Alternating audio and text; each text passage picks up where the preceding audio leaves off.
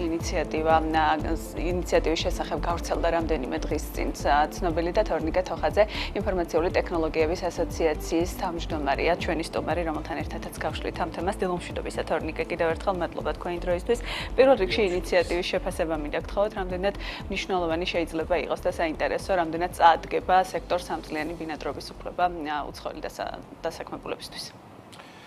ზოგადად ძალიან კომპლექსური საკითხია და უფრო შორიდან დავიწყებთ ამაზე საუბარს, ვინაიდან თვითონ ამ ინიციატივის აღწერაშიც იყო მითითებული რამოდენიმე მნიშვნელოვანი ფაქტი, სადაც აღნიშნული იყო, რომ საერთაშორისო კომპანიები, რომლებიც ოპერირებენ საქართველოში, ამ საერთაშორისო კომპანიებიდან ხალხის გადინების ტენდენცია გვაქვს, ანუ ისინი საქართველოს ტოვებენ და გადიან.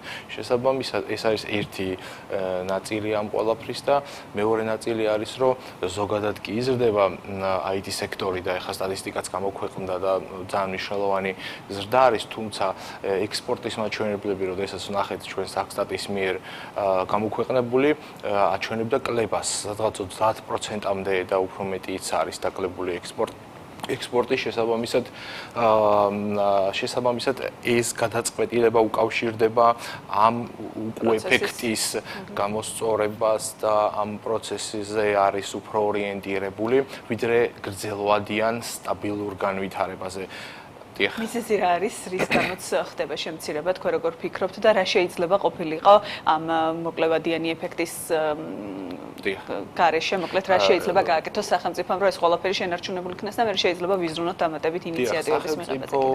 სახელმწიფომ და სექტორმა, ზოგადად კერძო სექტორმაც უნდა იმუშაოს პირველ რიგში მდგრადი განვითარების მიმართულებით, ვინაიდან ჩვენ ვიცით, რომ IT სექტორში ბრუნვა გაიზრდება, მანდ ორი აზრი არ არსებობს ჩვენი ტიპის ქვეყნებში ეს აბსოლუტურად იქნება ზრდადი.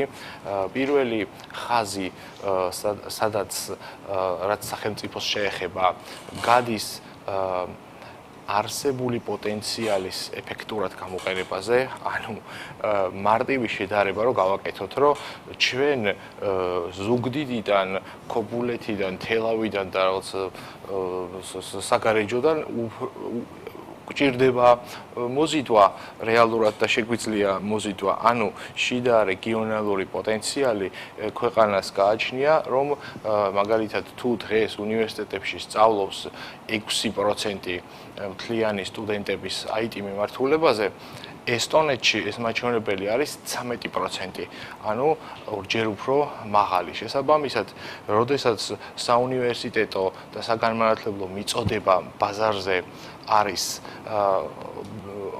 არ შეესაბამება იმ მიზნებს და თუნდაც იმ ზრდის ტენდენციას, რომელიც ახლა 96%-იანი გამოაქვეყნა საქსტატმა, ანუ აქ არის ძირითადი სამუშაო, ვინაიდან შიდა რესურსი, ანუ განათლებაში, IT განათლებაში უფრო მეტი ადამიანი უნდა ჩაერთოს, უნდა მოხდეს ამისი პოპულარიზაცია და ინფრასტრუქტურული და სხვადასხვა ტიპის მხარდაჭერა, რომ მაქსიმალურად იქნას გამოყენებული შიდა რესურსი. მეორე საკითხი, ასევე მწვავე და მნიშვნელოვანი საკითხი, რომელიც ბევრად უფრო პრიორიტეტულია ვიდრე იმ ტიპის კადრების მოზიდვა, რა კრიტერიუმებიც იყო განსაზღვრული, ეს არ არის მაღალკვალიფიციურ ადამიანურ კაპიტალზე საუბარი, ეს არის საკმაოდ იყო მითითებული 2 წლიანი, მინიმუმ 2 წლიანი სამუშაო გამოცდილება, ესე იგი ჩვენ მივიღებთ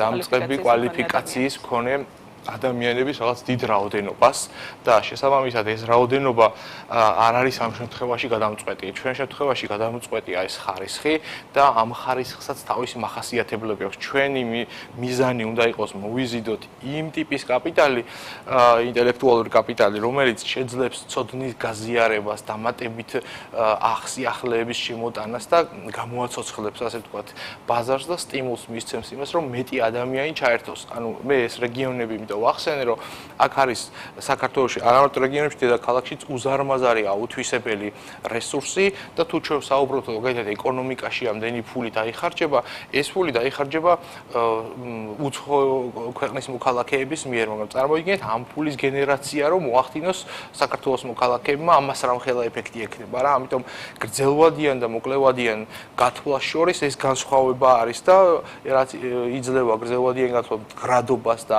პირდაპირი სარგებელი არის, ასე ვთქვათ, საქართველოს მოქალაქეებზე. აი მე მინდა ძალიან მცირე მაგალითი ამბავი მოგიყვეთ ესე შევეცდები ძალიან მოკლედ ერთ-ერთ საერთაშორისო კონფერენციაზე, რომელსაც ვესწრებოდით დასკვნითი დღის ბანკეტზე, ჩემს გვერდით აღმოჩნდა შემთხვევით ადამიანი და ვკითხე რომ რა საქმიანობთ და გაცნობითი შეხვედრა გქონდა და მითხრა რომ მასწავლებელი ვარო და ცოტა გამიკვირდა ხა ამ ბიზნეს ფორუმზე მასწავლებელს არ ველოდი, საჯარო სკოლის მასწავლებელი ვარო და რომელი ქვეყნიდან რაღაც და აღმოჩნდა რომ ეს ადამიანი იყო შვედეთის ერთ-ერთი საჯარო სკოლის მასწავლებელი და აი კითხვა მაქვს რომ გინახავთ საქართველოს საჯარო სკოლის მასწავლებელი საერთაშორისო ბიზნეს ფორუმებზე დადიოდეს და დამსაქმებლებს და მომავლის ტექნოლოგიების აღზრდაში მონაწილე ადამიანებს პირდაპირ ეკონტაქტებოდა ეს ანუ ეს ნაწილი არის ძალიან დიდი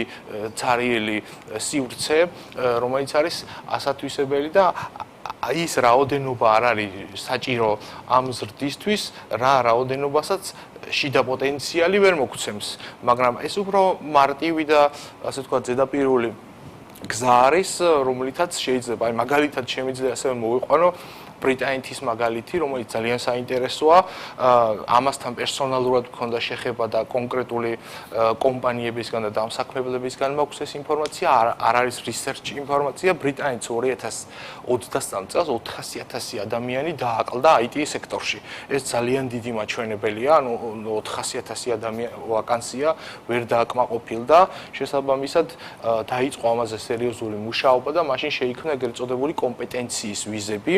და კომპეტენციის ვიზა გაძლევს საშუალებას, რომ ბრიტანეთში იცხოვრო და იმუშაო, თუ გაქვს კომპეტენცია, მაგრამ აქ კი არ იყო მოთხოვნილი 2 წლიანი სამუშაო გამოცდილება და რაღაც ბრუნვა. აქ იყო მოთხოვნილი კონკრეტული საერთაშორისო მწარმოებებით, მაგალითად Microsoft-ის, Google-ის, სხვადასხვა მიმართულებით Cloud AI სერტიფიცირებული უნდა ყოფილიყო ოფიციალურად ეს ადამიანები, რომ მათი კვალიფიკაცია დადასტურებული იყოს ოფიციალურად და არა ცნობის და რაღაც სამუშაო გამოცდილების დონეზე. თუმცა იმასაც ვერ ვიტყვით, რომ ეფექტი არ ექნება და არ შემოვლენს კომპანიას, არსებობს ეს მოთხოვნა და ამ კანონს, ასე ვთქვათ, მოქმედება ექნება, თავისი გავლენა ექნება, თუნდაც ის ბიუჯეტთან დაკავშირებული საკითხებიც იქნება აუცილებლად და რაღაც ეტაპზე გაზრდის ეს, მაგრამ ანუ ამით ვაკეთებთ დაახლოებით ესეთ რამეს, რომ თქვენ რო იყოთ კომპანიის ხელმძღვანელი, მაგალითად და აწარმოებდეთ, ვთქვათ, რაღაცა მინერალურ წყალს და რომ ხედავდეთ, რომ თქვენი ესე იგი მომხმარებელი მიდის. ანუ მომხმარებელი ტოვებს თქვენს პროდუქტს, აღარ იყენებს განმეორებით, მაგრამ თქვენ ამბობთ, რომ არა უშავს, აგერ მოვა სხვა მომხმარებელი და ის მოიხარს. მდგრადად განვითარდება თქვენი ბიზნესი?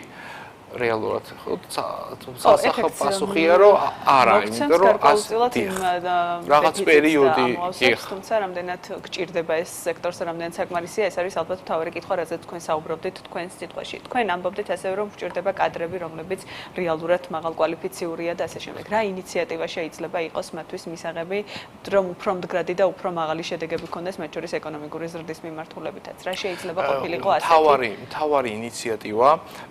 მთავარი ინიციატივა, როცა გიყვებოდით სკოლის მასწავლებელზე, როგორ მოხვდა სკოლის მასწავლებელი ბიზნეს ფორუმზე. ეს მასში, რა ქვია, შვედეთში სკოლის სასწავლო პროგრამებში ინტეგრირებული არის საერთაშორისო სასერტიფიკატო გამოცდებისთვის მოსამზადებელი სასწავლო მასალები. ანუ სოფლიოს წამყვანი განათლების პროვაიდერები, როგორიც არის CompTIA, Microsoft, Google და ასე შემდეგ, მათი პროგრამები ინტეგრირებულია საგანმანათლებლო პროგრამაში სკოლის. შესაბამისად, სკოლის მოსწავლე რომ ამ ამთავრებს, მას უკვე მინიმუმ 1 ან 3 საერთაშორისო დონის სერტიფიკატი აქვს და იმის კვალიფიკაცია ბევრად უფრო მაღალია, ვიდრე 2 წელი რომ მუშაობდეს უბრალოდ IT სექტორში. ნუ ხა იქ სხვადასხვა ლაბორატორიები და სხვადასხვა მიმართულებები არის, მაგრამ ინიციატივა, ყველაზე მთავარი ინიციატივა უნდა მიიმართოს ადამიანებზე და ამ ნიჭიერ ადამიანებზე, რომლებიც ამ ქვეყანაში არიან ჯერ კიდევ და მათ სურთ, ასე ვთქვათ, განვითარება. და ასევე მასწავლებლების საკითხი არის ძალიან მნიშვნელოვანი, ლექტორები, მასწავლებლები, ამათი ჩართვა საერთაშორისო ამ კომიუნიტებში, სადაც ისინი ინფორმირებულები იქნებიან მაქსიმალურად, მათი გადამზადება, მომზადება და ინტეგრაცია პროცესში ამ გეპს გადაფარავს ისე რომ საერთოდ არ დასჭირდება საერთაშორისო ძალის მობილიზაცია, მაგრამ ჩვენ არ ვეწინააღმდეგებით საერთაშორისო ის მობილიზაციას, ვინაიდან აქ გარკვეული პლუსები არის, რაც სექტორს აძლიერებს და ესეც ერთ-ერთი კომპონენტი არის იმის, რომ მდგრადად განვითარდეს სექტორი, მაგრამ არა მთავარი და ეს არა პირველი პრიორიტეტი. გასვლის მიზეზზე ვიკითხე წეგან და არ ქონია რა არის მიზეზი, რის გამოც 30%-იანი კლება იყო დღესდღეობით და ეს ტენდენცია გრძელდება თუ გაჩერდა და რაღაცა ეს არის ექსპორტის მიმართულებით კლების ნაწილი, საკსტატის მონაცემებს ვეყრდნობი ამ შემთხვევაში და რაც გამოქვეყნდა ძირითადად მიდიოდა კლებაში. ეხლა ახალი მონაცემი გამოქვეყნდა და არის გაზრდილი მონაცემი, თუმცა ანალიზი ჯერ ამისი არ გაგუკეთებია. ნუ სერვისების მიმართულებით არის და ზუსტად არ ვიცი და მაგიტო ვერ გავაკეთებ. გადინებას რაც შეეხება, მან გადინებას კი არ ქონდა იმდენი ეფექტი, შემოდინებას ქონდა ეფექტი, რომ გარე ფაქტორები მუშაობდა მაგაზე და ეს შემოდინების პიკური შემოდინება გამოიწვია სხვა ფაქტორებმა და არა მხოლოდ საგადასახადო ნაწილმა. თუმცა, უნდა ვთქვათ, რომ საგადასახადო, ესე იგი, ცვლილების და აი ამ საერთაშორისო სტატუსის და ასე შემდეგ, მან ეფექტი იქონია ნამდვილად. თორნიკე, მადლობა თქვენი დროისთვის და პასუხებისთვის. თორნიკე თოხაძე, ინფორმაციული ტექნოლოგიების ასოციაციის თავმჯდომარე პასუხობდა ჩვენს კითხვებს. ხუთშაბათის საქმიანი დილის გამოშვება TV პირველზე ამით დასრულებულია. მადლობა ყურადღებით.